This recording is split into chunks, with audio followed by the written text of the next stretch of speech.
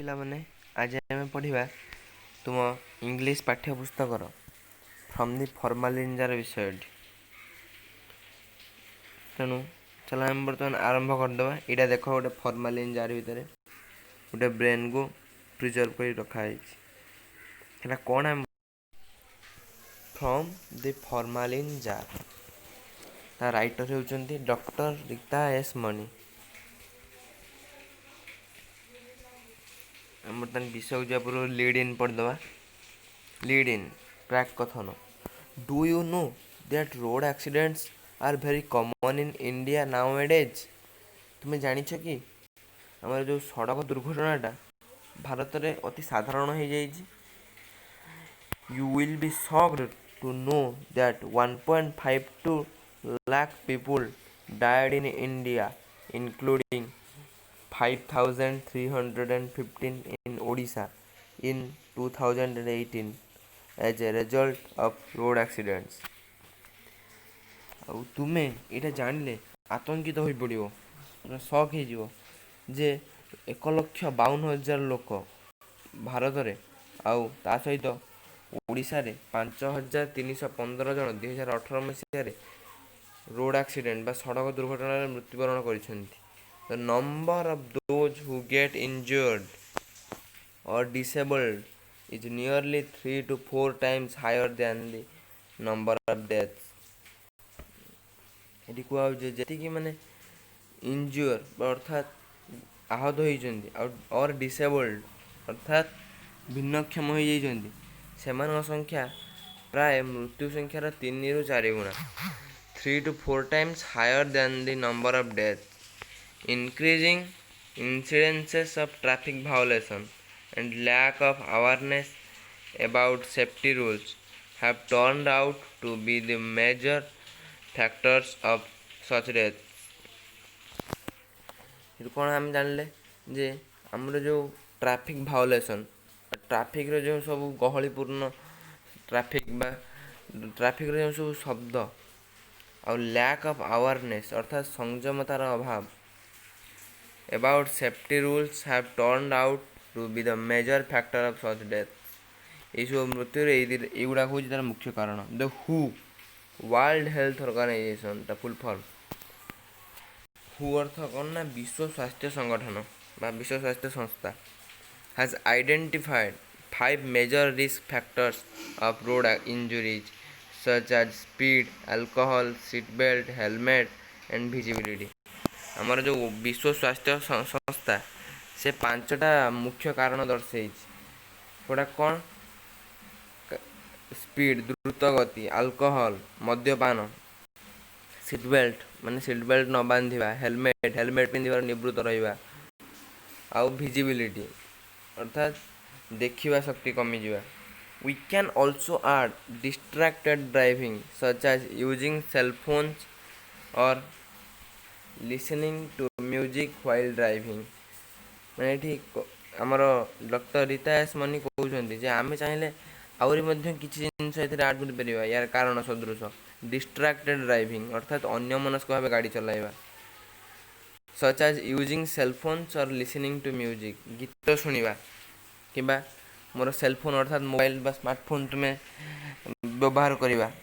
ବିସାଇଡ୍ସ tiredness and unsafe roads as the major reasons for death.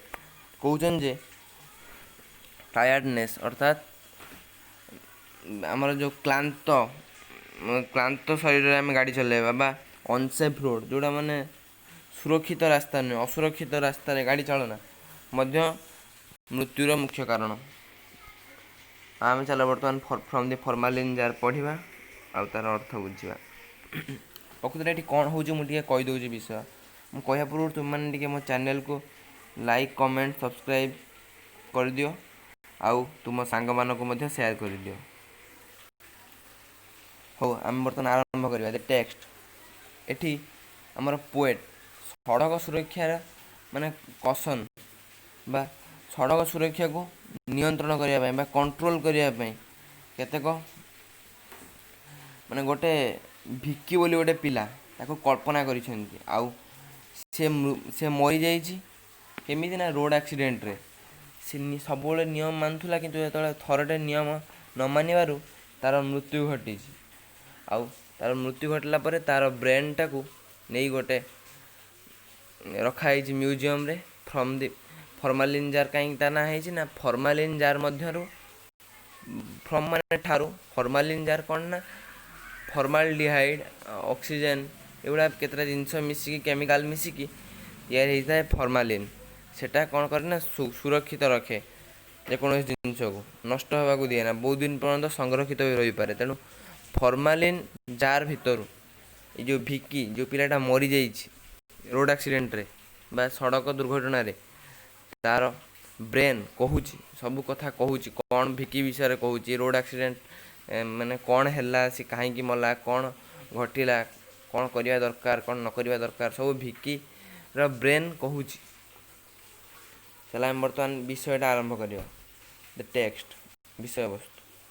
Hi, I am Vicky's brilliant brain sitting in a formalin jar with disdain, on display to promote knowledge gain, watching people stare at me again and again। ଏଇଟା ହେଲା ଆମର ପ୍ରଥମ ପଦ। ଯଦି ଆମେ ପଢ଼ିବା ପୂର୍ବରୁ ପ୍ରଥମେ ତା'ର କଷ୍ଟ ଶବ୍ଦର ଅର୍ଥ ବୁଝି ନେବା, ଆମର ବୋଧେ ସୁବିଧା ହେବ, ଆମ ପାଇଁ ନିଶ୍ଚିତ ସୁବିଧା ହେବ। ଚାଲ ଆମେ ବର୍ତ୍ତମାନ ଅର୍ଥ, ନୋଟ୍ସ ଆଣ୍ଡ ଗ୍ଲୋସାରୀ, ତା'ର ଅର୍ଥ ବୁଝିବା। ଫର୍ମାଲିନ୍, ମୁଁ କହୁଥିଲି ଯାହା, ଫର୍ମାଲିନ୍ଟା କ'ଣ?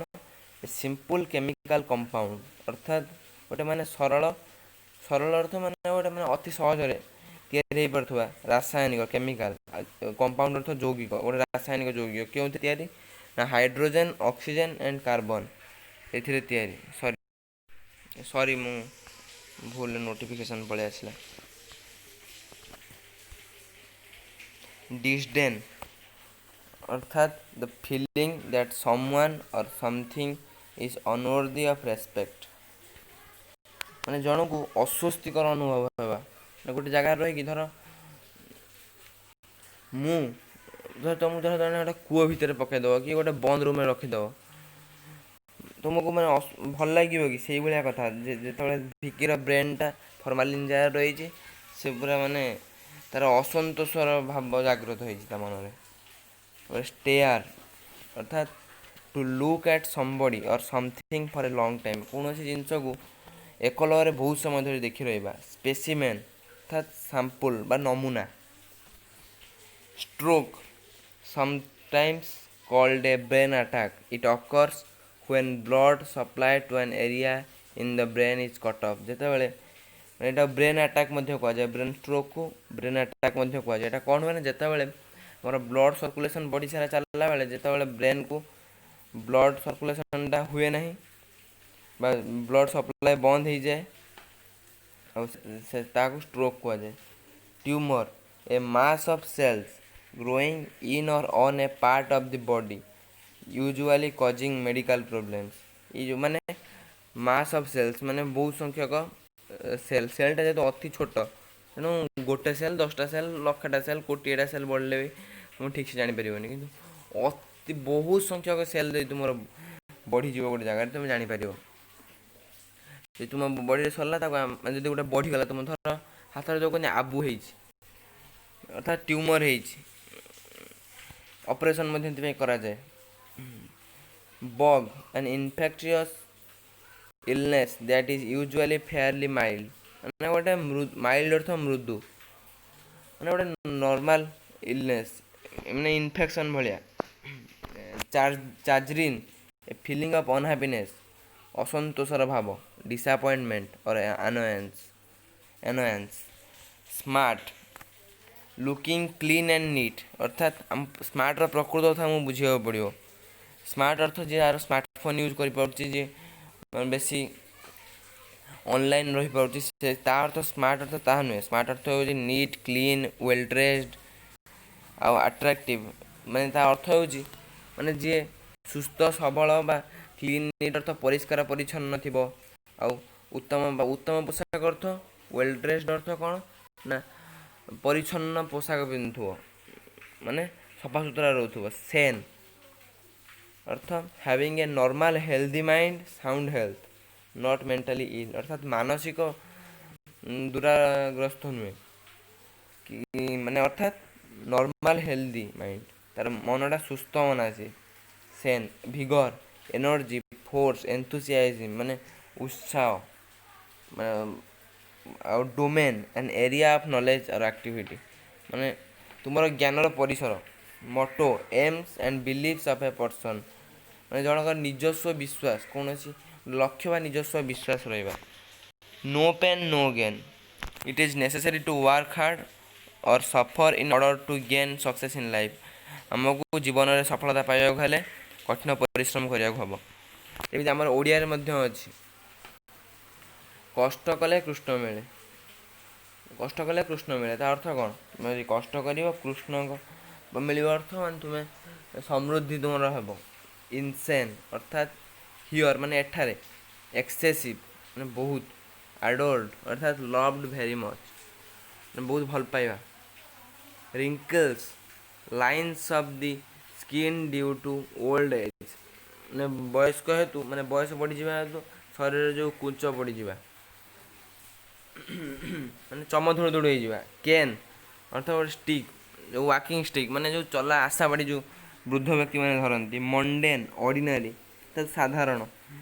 Not intensive or exciting, not important ମାନେ ଗୋଟେ ଗୁରୁତ୍ୱପୂର୍ଣ୍ଣ ନୁହେଁ ମାନେ ଗୋଟେ ସାଧାରଣ।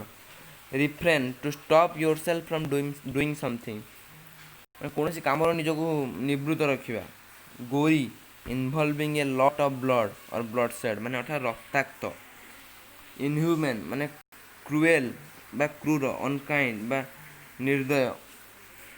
କାଇଣ୍ଡ ଅର୍ଥ ଦୟା, ଅନକାଇଣ୍ଡ ଅର୍ଥ ମାନେ ନିର୍ଦ୍ଦୟ। ଷ୍ଟ୍ରେ ସେପାରେଟେଡ୍ ଫ୍ରମ୍ ଅଦର୍ସ ଅନ୍ୟ ମାନେ ଅନ୍ୟ ଠାରୁ ଅଲଗା। ଇନେନ୍ ଷ୍ଟୁପିଡ୍ ଅର୍ ସିଲି। କ୍ରସ୍ଡ ଅର୍ଥାତ୍ ସଫର୍ଡ। ସଫର୍ଡ ଅର୍ଥ କ'ଣ? ମାନେ suffer, I am suffering from fever ମୁଁ ଜ୍ୱରରେ ମାନେ ମାନେ ମୋତେ ଜ୍ୱର ହେଇଛି। ବା ଏଠି ସଫର ଅର୍ଥ ସନ୍ତପ୍ତ ହେବା, ଦୁଃଖ ସନ୍ତପ୍ତ ହେବା, ଶୋକ ସନ୍ତପ୍ତ ହେବା ସେଇଭଳିଆ। ବେନ୍ ଅର୍ଥ ଅଭିଶାପ, ଆଶୀର୍ବାଦର ବିପରୀତ। ଲେଖା ହେଇଛି cause of misery opposite to boon ବା କର୍ସ ଅର୍ଥାତ୍ ଅଭିଶାପ ବା ଆଶୀର୍ବାଦ। ବୁନ୍ ଅର୍ଥ ଆଶୀର୍ବାଦ, ବେନ୍ ଅର୍ଥ ଅଭିଶାପ।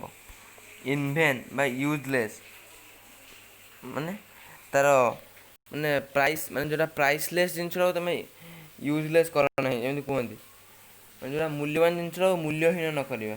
ଇନଭେନ୍ ଅର୍ଥ ମୂଲ୍ୟହୀନ। ଆମେ କଷ୍ଟ ଶବ୍ଦର ଅର୍ଥ ବୁଝି ଦେଇଛନ୍ତି, ବର୍ତ୍ତମାନ ଆମେ ବିଷୟକୁ ଯିବା।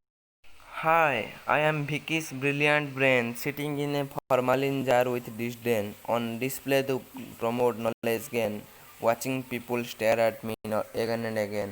ଏଠି ଆମର ଭିକିର ବ୍ରେନ୍ ସେ ହାଏ ଅର୍ଥାତ୍ ତାଙ୍କ ପାଠକମାନଙ୍କୁ ଆମମାନଙ୍କୁ ତାକୁ ଆଟେଣ୍ଟିଭ୍ କରିବା ପାଇଁ ସେ କହୁଛି ହାଏ ମାନେ ସମ୍ବୋଧନ କରୁଛି। I am Vicky's brilliant brain ଅର୍ଥାତ୍ ଭିକିର ବୁଦ୍ଧିମାନ ମସ୍ତିଷ୍କ ମୁଁ, ଅର୍ଥାତ୍ ଭିକି ବୁଦ୍ଧିମାନ ଥିଲା, ତା ଅର୍ଥ ଏହା ବୁଝଉଛି। Sitting in a formalin jar with disdain ତା ଅର୍ଥ କ'ଣ ନା ଫର୍ମାଲିନ୍ ଜାର୍ରେ ବର୍ତ୍ତମାନ ମୁଁ ଅସନ୍ତୁଷ୍ଟ ହୋଇକି ଫର୍ମାଲିନ୍ ଜାର୍ ରହିଛି ଆଉ ଅସନ୍ତୁଷ୍ଟ ଅନୁଭବ କରୁଛି। On display two promote knowledge gain କାହିଁକି ରହିଛି ନା ଅନ୍ ଡିସପ୍ଲେ, ଡିସପ୍ଲେ ଅର୍ଥ ଦେଖାଇବା ପାଇଁ, two promote knowledge gain knowledge ମାନେ ସେ ଯେଉଁ ବ୍ରେନ୍ଟା ରହିଛି କ'ଣ ନା ଲୋକମାନେ ଦେଖିବେ ଆଉ ନଲେଜ୍ ଗେନ୍ କରିବେ। ଲୋକମାନଙ୍କୁ ନଲେଜ୍ ଗେନ୍ ପାଇଁ ପ୍ରମୋଟ୍ ବା ପ୍ରବର୍ତ୍ତାଇବା ପାଇଁ ଅର୍ଥାତ୍ ଏଠି ଲୋକମାନଙ୍କୁ ଦେଖାଇବା ପାଇଁ ଯେ ବ୍ରେନ୍କୁ ଦେଖିଲେ ସେମାନେ ଜାଣିବେ ବ୍ରେନ୍ର ପ୍ରକୃତ ଷ୍ଟ୍ରକ୍ଚର, ତା'ର ଫଙ୍କସନ୍ ବୁଝାଇବା ପାଇଁ ସେମାନେ ମ୍ୟୁଜିୟମ୍ରେ ଥିବେ। ତେଣୁ ହେଲେ ସେ ନଲେଜ୍ ଗେନ୍ ପାଇଁ ରହିଛି।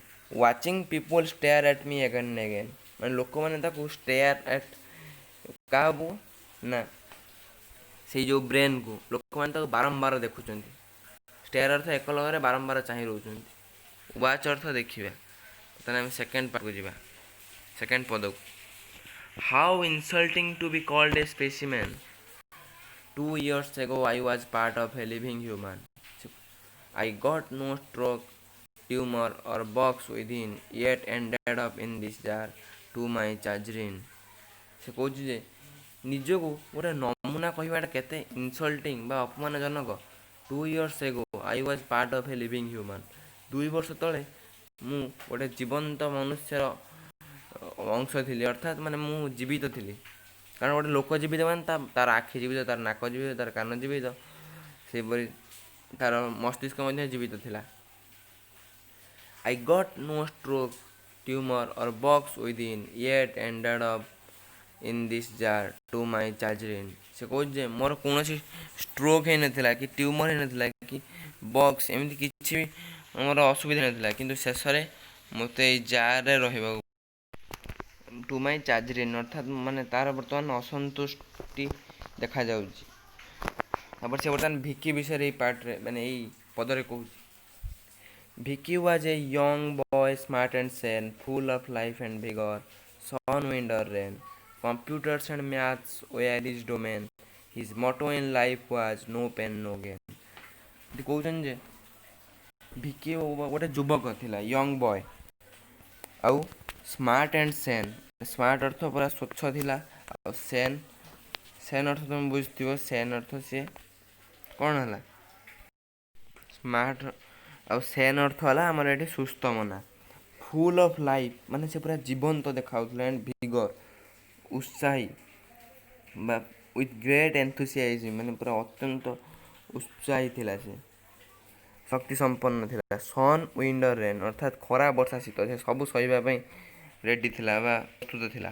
Computers and maths where is domain, ତା'ର ମୁଖ୍ୟ ମାନେ ତାକୁ ଭଲ ଲାଗୁଥିବା ସବଜେକ୍ଟ ବା ଯେଉଁଥିରେ ତା'ର ନଲେଜ୍ ଅଧିକ ଥିଲା ସେଗୁଡ଼ା ହେଲା କମ୍ପ୍ୟୁଟର ଆଉ ମ୍ୟାଥ୍ ବା ଗଣିତ।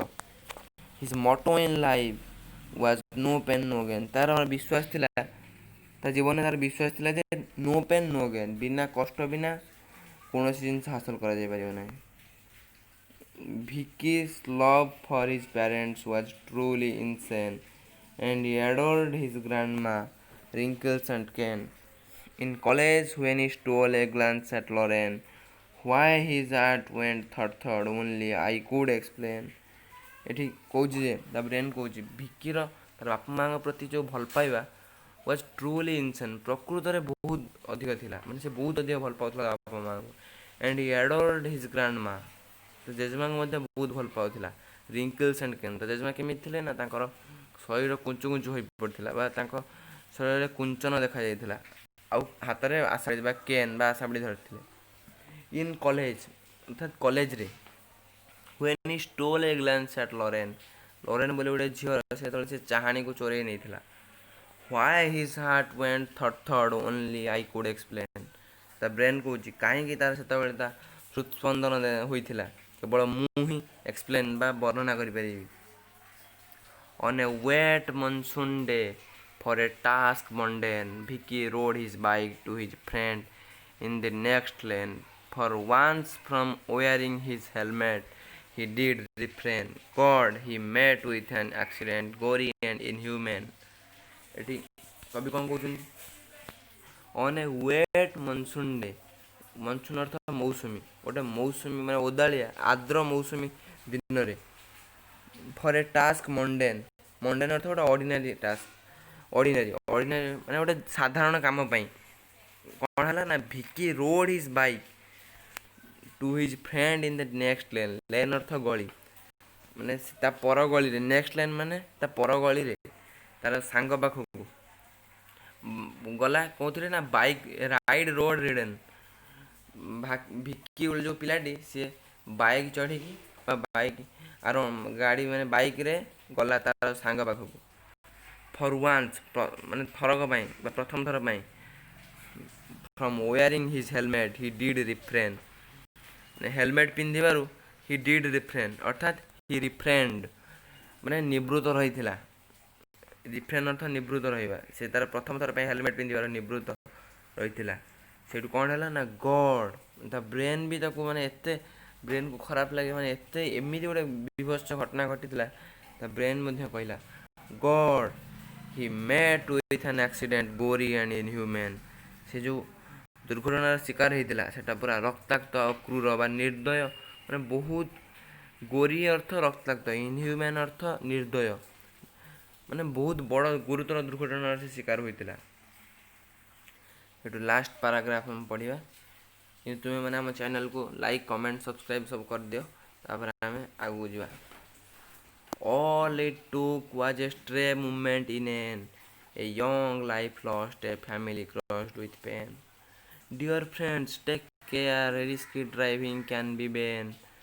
Drive safe, let your precious life not be in vain. ଏଇଠୁ ଆମର ଶେଷ ପଦରେ ଡକ୍ଟର ରୀତା ଏସ୍ ମନି ସେଇଠୁ ସବୁର ସଡ଼କ ଦୁର୍ଘଟଣା ବିଷୟରେ କହୁଛନ୍ତି, ତାର ପରିଣାମ ବୁଝେଇଛନ୍ତି। ବର୍ତ୍ତମାନ ତାର କହିଛନ୍ତି କ'ଣ ନା ଶେଷରେ କହିଛନ୍ତି ତୁମେ ରୋଡ଼ ସେଫ୍ଟିର ନିୟମ ଗୁଡ଼ାକ ମାନ, ଅର୍ଥାତ୍ ସଡ଼କ ସୁରକ୍ଷାର ନିୟମ ଗୁଡ଼ିକ ମାନ। ସେଥିପାଇଁ ସେ କ'ଣ ହେଲା ଯଦି ନ ମାନିକି ଭିକିର କ'ଣ ହେଲା ସେ କହିଛନ୍ତି all it took was a stray movement in an, ଅର୍ଥାତ୍ ମାନେ ଏଇ ଯେଉଁ ମୁହୂର୍ତ୍ତଟା ଘଟିଗଲା ଷ୍ଟ୍ରେ ମୁଭମେଣ୍ଟ ଇନ୍ ଏନ୍, ମାନେ ଅନ୍ୟ ମୁହୂର୍ତ୍ତଟାର ଅଲଗା ଥିଲା, ଅର୍ଥାତ୍ ଭିକି ସେଇଠି ମୃତ୍ୟୁବରଣ କରିଥିଲା। ଏ ୟଙ୍ଗ ଲାଇଫ୍ ଲଷ୍ଟ, ଏକ ଯୁବ ଜୀବନ ନଷ୍ଟ ହୋଇଗଲା, young life. A family crossed with pain, କାରଣ ଭିକିର ଜୀବନ ଯେହେତୁ ଚାଲିଗଲା ସେଇଠୁ ତାର ପରିବାର ଦୁଃଖାଭିଭୂତ ହେଲେ, ଦୁଃଖ ସନ୍ତପ୍ତ ହେଲେ। ଡିଅର୍ ଫ୍ରେଣ୍ଡସ୍, ଏଠି ଡକ୍ଟର ରୀତା ଏସ୍ ମନି କହୁଛନ୍ତି ଏ ସାଙ୍ଗମାନେ ଅର୍ଥାତ୍ ଆମମାନଙ୍କୁ ବା ପାଠକମାନଙ୍କୁ କହୁଛନ୍ତି, ଆମକୁ ସାଙ୍ଗ ବୋଲି ସମ୍ବୋଧନ କରିକି କହିଛନ୍ତି। ଟେକ୍ କେୟାର, ଯତ୍ନ ନିଅ, କାହା ପ୍ରତି ନା risky driving can be Ben, ଆମର ଯେଉଁ ରିସ୍କ ନେଇକି ଯେଉଁ ଗାଡ଼ି ଚଲାଇବା ଠିକ୍ ମାନେ ପୁରା ସଠିକ୍ ଢଙ୍ଗରେ ଗାଡ଼ି ନ ଚଲେଇ ରିସ୍କି ଡ୍ରାଇଭିଂ କରିବା କ୍ୟାନ୍ ବି ବେନ୍, ଅଭିଶାପର କାରଣ ହୋଇପାରେ।